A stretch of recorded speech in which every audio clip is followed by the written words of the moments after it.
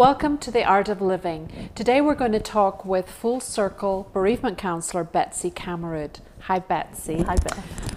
Before we start, we should probably acknowledge the fact that you are bald, and you are bald because you are a child advocate, and in particular you did this for children with childhood cancer, right? Yes, I raise money for St. Baldrick's, who raises money to give to researchers who are researching specifically childhood cancers. Well, thank you. I know you've been doing that for many years. We appreciate it. Sixth year. Yeah. Bald is beautiful.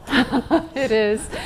Okay, and today we're going to talk specifically about We the Living. We the Living is a grant that we received from the New York Life Foundation to help children respond better when they have lost someone to gun violence. And Betsy, you have been really integral in helping these kids. So tell us a little bit about the program, first of all, and how it works. Well, We the Living is a program not only for gun violence, but also suicides, whether it was by gun violence or some other means. If somebody died through domestic violence, whether through gun or some other means. So we're trying to capture kids who have experienced a traumatic event like that has led to death. By the age of 16, 2/3 of children say that they have experienced a traumatic event, and most of them have experienced more than one. So, and these have adverse effects. Yes. Not just as for the time when they're children, but also when they grow up to be adults. And in order to mitigate some of those adult effects, we'd like to help them through this trauma when they're children. And we received this grant because there is such a problem with violence and gun violence in particular in Savannah. Yes. So are you seeing children from neighborhoods where there are a lot of shootings? Sure, absolutely. And we've seen kids who perhaps it wasn't a family member who died, but it was their neighbor or it was their friend who happened to be shot in the street, and they experienced that, and they don't, they say, I miss them, I'm sad, I don't know what to do with this, I don't know what to do with this fear or this anger. And so what we try to do is give them tools and how to cope and words for them to be able to express what they're feeling, so that they know what to do with these emotions so it doesn't lead to other violence or other adverse effects. And what are some of the adverse effects that one would see if this wasn't treated? Treated's perhaps not the right word, but supported. Addressed, yes. Some of the adverse effects that go into adulthood are risky behaviors, whether it's sexual or alcohol or drug abuse. It's greater risk of incarceration, of use of the mental health system, of more visits into the ERs due to just violent activity or risky activity. There's a greater risk of developing diabetes, heart disease, cancer. Really? All of this from traumatic events in these kids' lives that weren't addressed at the time, because the stress has such a deleterious effect on the body. So that makes you have sense. all these health and mental health risks further on in life. And I know that at Full Circle, children can come with their parents or the grandparents, auntie, whoever, uncle, and be supported individually. But this program is more of a group situation, isn't it? Yes. And are you trying to meet the children where they are in their own neighborhood, and how has that worked out? It's been a learning process. We've gotten a lot of kids in schools or in other community programs that are already established. So that has been very helpful with our connections into other community programs. And we do in a group because the other kids can normalize and validate what they're feeling, so they don't feel so alone, so isolated.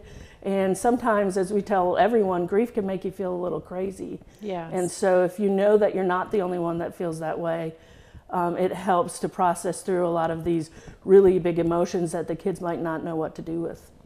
Can you tell us a story or give an example of a kid that you really feel that this program has impacted and helped?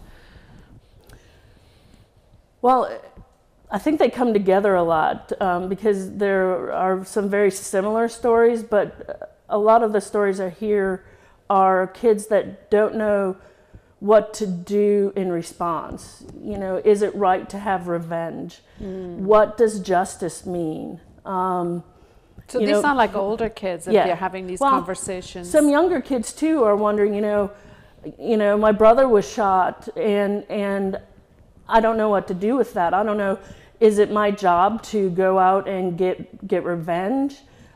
Is that even the right thing to do? How do I address my sadness or my fear that maybe I could be the next one? And that's what the fear part of it is. You know, what really I think affects me when I hear the stories, because you don't want a kid to be afraid. So do you find that these children have guilt that they survived and their friend or their sibling did not survive, or they feel guilty on behalf of their parents maybe? I think that it's not necessarily that they survived, but why was it their brother? Why was it their friend? And the guilt is more about how can I go on living my life, having fun, going out with my friends, learning new things, you know, living a full life when my friend or my sibling or my father or my mother don't get that opportunity to do that. So if people are interested in helping with We the Living program or accessing it, how do they find out about it? They can give us a call at Full Circle at 912-303-9442, and any one of the bereavement counselors would be happy to talk with you about volunteering, about getting training. If your organization works a lot with kids, we can come in and do a training for your group so that because it's the people in these kids' lives already that are the ones that are on the front line of really being the adults in the kids' life that can help them feel safe. And be trusted. Because Full Circle has always offered counseling to children.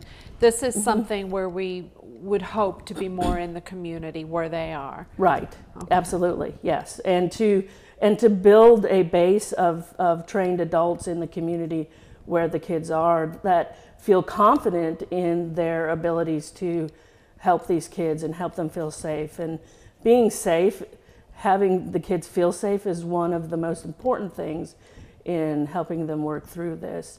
And I'd like to say most kids have a lot of resilience and will go back to the baseline of where they were before eventually, particularly if they receive some support.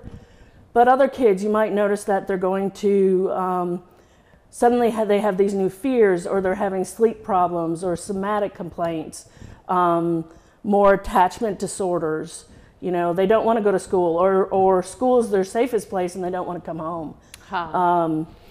So really watch for some different behaviors that the kids might be having to see if, you know, your child or you know, a child of a friend is really being affected by the violence around them. Yes, and so support is available. It's free of charge through grants and through community support.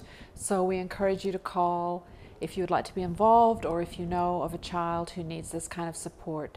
Thanks so much, Betsy. Sure, thanks, Beth.